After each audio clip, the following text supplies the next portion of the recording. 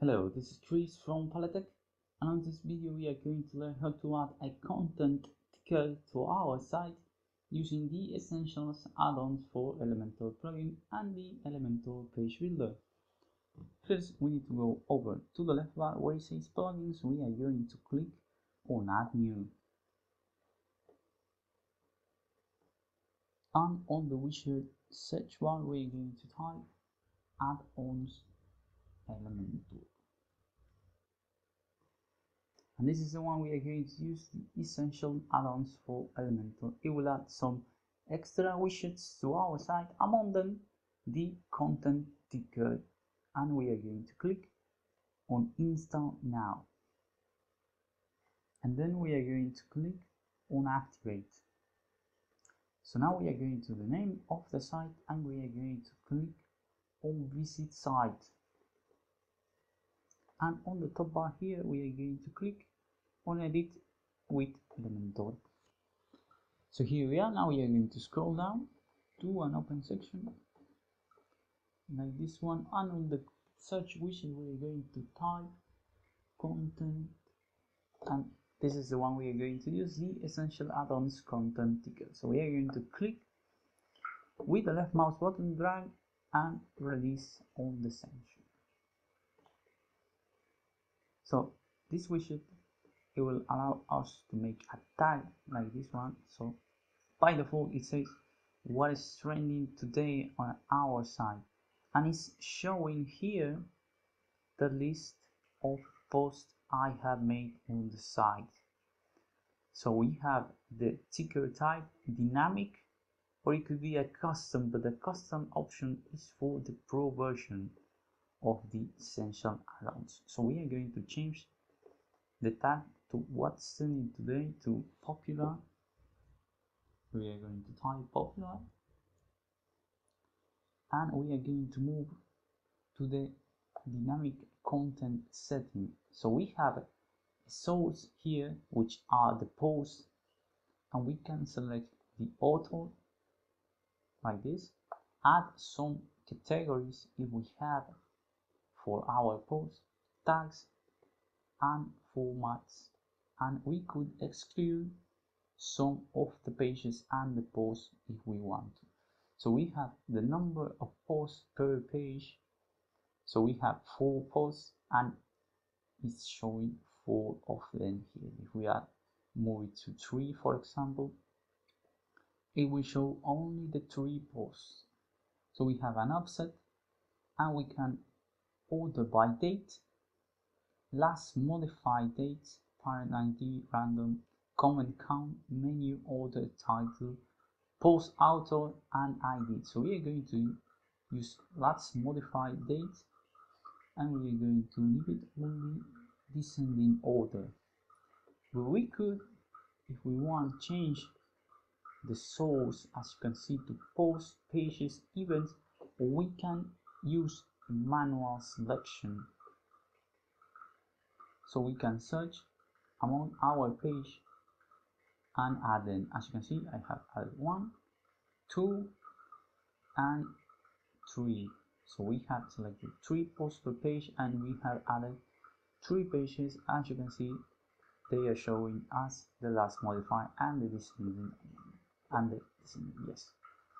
So we are going to the animation setting, and we can select the effect slide or fade. So we are going to leave that slide on, and the number of items that are visible,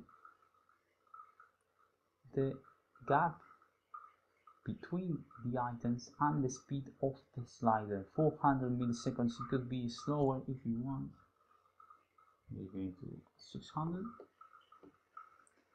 and we can select to autoplay and the autoplay speed 2000 milliseconds.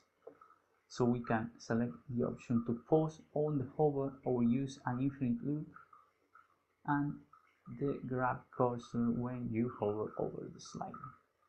And we can show the navigational arrows, which are this one, and the direction of which the animation counts. So we want to show very well from the right, so we are going to back to the left like this. So we are going to move to the content style ticker content, which is this one. We can select the background. Oh no, I mean sorry, is this one. And the text color we're going to use a weight, and the hover is using a red, but we are going to use a cerulean right here. As you can see, it's a little bit blinding, so maybe we are going to choose this way right here. There, it works.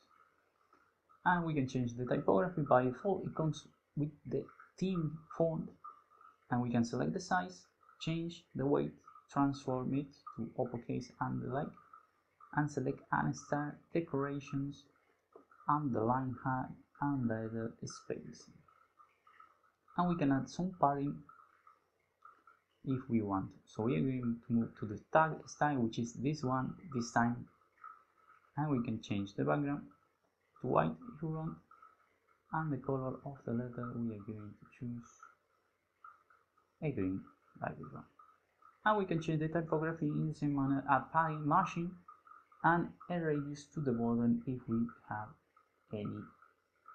So we are going to move to the arrows, and we can select, instead of using the arrows, we can select an icon from the icon library. But these arrows work, so we are going to use them.